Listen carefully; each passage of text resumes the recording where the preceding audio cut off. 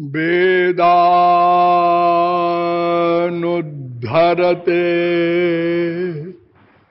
जगन्ति बहते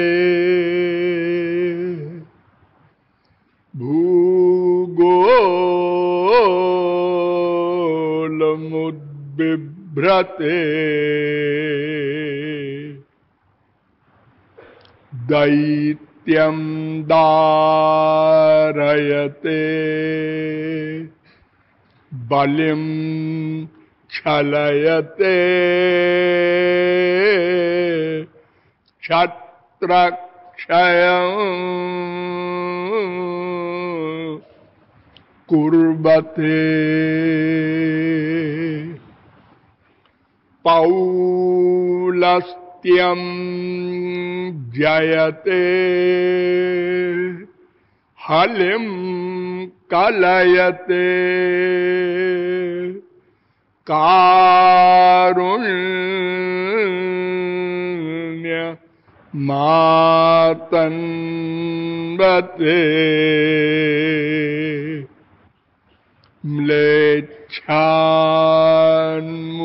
म्लेच्छान्मूर्छयते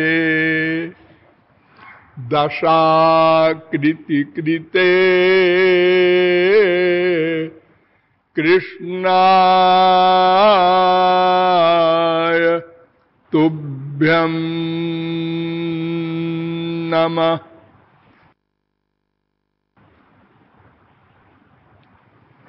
नंदनंदन पदारविंदयो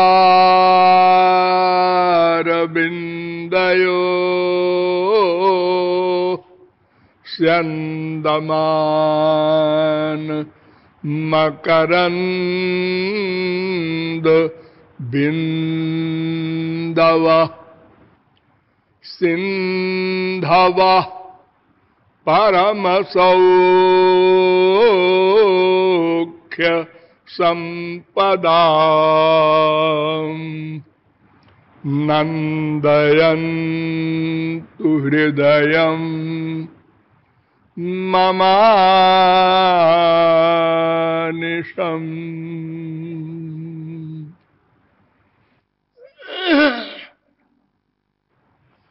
यो ब्रह्माणं विदधाति पूर्वं यो वै वेदांश्च प्रहिणोति तस्मै तद्वंह देवमात्मबुद्धिप्रकाशं मुमुक्षुर्वै शरणमहं प्रपद्ये। ब्रह्म जीव माया त्रितत्व तत्व जिज्ञासु जीवात्माओं, नियमानुसार थोड़ी देर भगवान नाम संकीर्तन कर लीजिए, पश्चात विषय प्रारंभ होगा।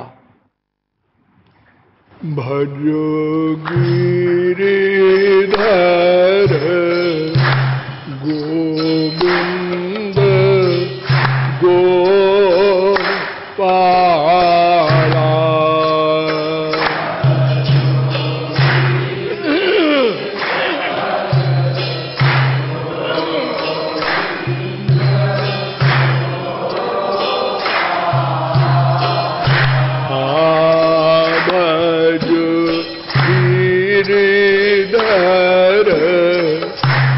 गोविंद गोपाला।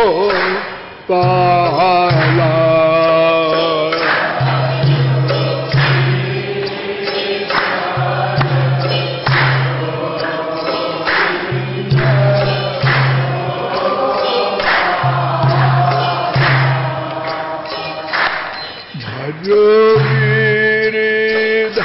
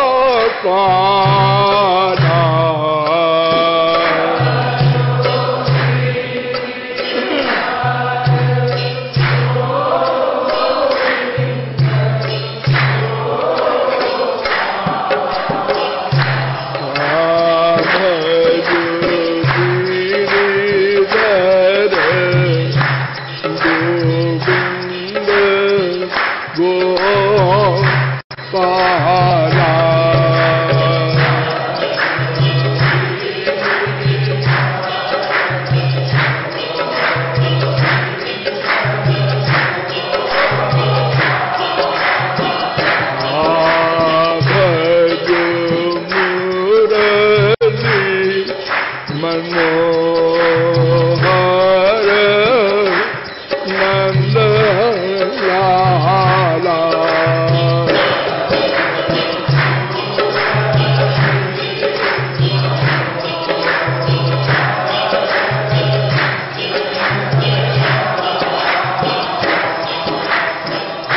बोलिए वृंदावन बिहारी लाल की।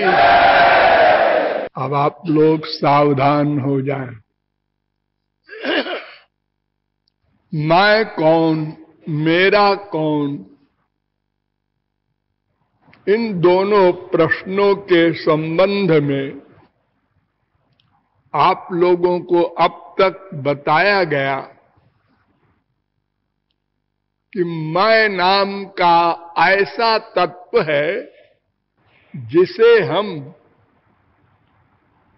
प्रत्यक्ष, अनुमान, उपमान आदि किसी प्रमाण से नहीं हल कर सकते। ये परोक्ष विषय है, अर्थात मायिक प्रमाणों से अमायिक तत्व का निश्चय नहीं हो सकता। भूतम भव्यम भविष्यंच सर्वम वेदात् प्रसिद्ध्यति। तो जो मायिक प्रमाणों से सिद्ध नहीं हो सकता उसे शब्द प्रमाण के द्वारा अर्थात वेदों के द्वारा सिद्ध किया जाता है। तो वेदों के द्वारा आपको बताया गया कि वेद कहते हैं कि ये मैं नाम का जो तत्व है इसको जीव कहते हैं और ये जीव अणु मात्र है। अणु माने इतना सूक्ष्म जिसकी कोई एग्जाम्पल, उपमा नहीं हो सकती। संसार में जितनी सूक्ष्म वस्तुएं हैं उनको भी दूरवीक्षण यंत्र से वैज्ञानिक देख लेते हैं, लेकिन इस मैं को कोई वैज्ञानिक नहीं देख सका। इतना सूक्ष्म है। परमाणु से भी सूक्ष्म अणु वेद कहता है। अणु प्रमाणात् 1, 2, 8 कठोपनिषद, एषोऽणुरात्मा 3, 1, 9 मुंडकोपनिषद, बालाग्रशतभागस्य शतधा कल्पितस्य च भागो जीवस्य विज्ञेयः सचानन्त्याय कल्पते, श्वेताश्वतरोपनिषद 5, 9। ये तमाम वेद मंत्र कह रहे हैं कि ये मैं नाम का जीव तत्व अणु होता है। क्यों? वेद में ये भी तो लिखा है आत्मा सर्वव्यापक है। हाँ, वो आत्मा शब्द जीवात्मा के लिए नहीं है। आत्मा शब्द वेद में जीवात्मा के लिए भी लिखा है और परमात्मा के लिए भी लिखा है। क्यों? ये आत्मा शब्द का जो अर्थ है ये अत धातु से बनता है, मनन प्रत्यय होकर आत्मा, यानी व्यापक। आत्मा माने व्यापक। तो व्यापक ये मैं भी है और व्यापक परमात्मा भी है। अब मैं केवल शरीर में व्यापक है और भगवान ब्रह्म सर्वव्यापक है। लेकिन है दोनों व्यापक, इसलिए दोनों को आत्मा शब्द से वेदों में बताया गया है। आत्मा वारे द्रष्टव्य श्रोतव्य निदिध्यासितव्यो मैत्रेयी, ये वेद कह रहा है। बृहदारण्यकोपनिषद 4, 5, 6। आत्मा को जानना है, आत्मा को देखना है, आत्मा को प्राप्त करना है? आत्मा तो प्राप्त है। अरे आत्मा माने परमात्मा। वेद के शब्दों का अर्थ केवल भगवान जानते हैं, अथवा उनकी कृपा से कोई जान सकता है। तेने ब्रह्म हृदय आदि कवये मुह्यंत यत् सूरयः। जब ब्रह्मा को भगवान ने वेद प्रकट करके दिखाया और कहा उसको पढ़ो, समझो, अपने बच्चों को ये मेरे कायदे कानून है बताना होगा। तुम पहले बच्चे हो मेरे। ब्रह्मा नहीं समझ सका। ब्रह्मा हमारा आदि बाप।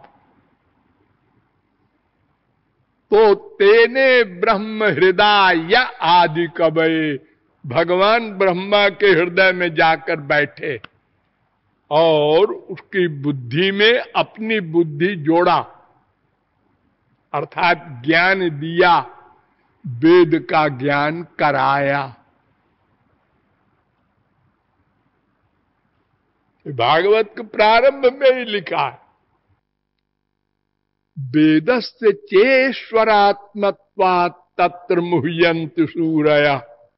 11:3-43 भागवत।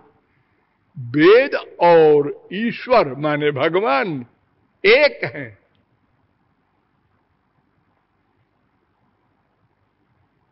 वेदा ब्रह्मात्म विषया। 11:21-35 भागवत। वेद भगवान है। वेदो नारायण साक्षात्। 6:1-40। वेद भगवान के स्वरूप है। जैसे भगवान बुद्धि से परे है, ऐसे वेद भी बुद्धि से परे है।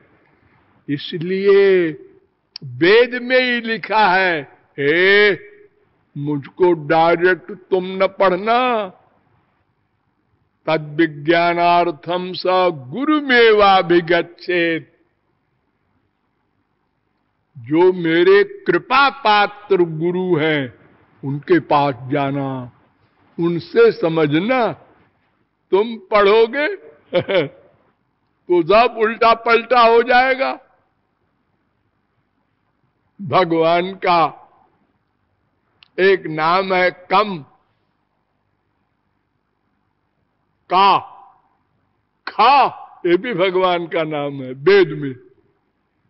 कम ब्रह्म, खम ब्रह्म, प्राणो ब्रह्म। ये अनेक शब्द, शब्द का अर्थ कुछ है और सेंस कुछ है। परोक्षवादो वेदोयम। 11:3-44। वेद का अर्थ कोई नहीं समझ सकता। अरे वेद क्या, सबसे नीचे कलयुग की रामायण है तुलसीदास जी महाराज की, उसी को कोई नहीं समझ सकता।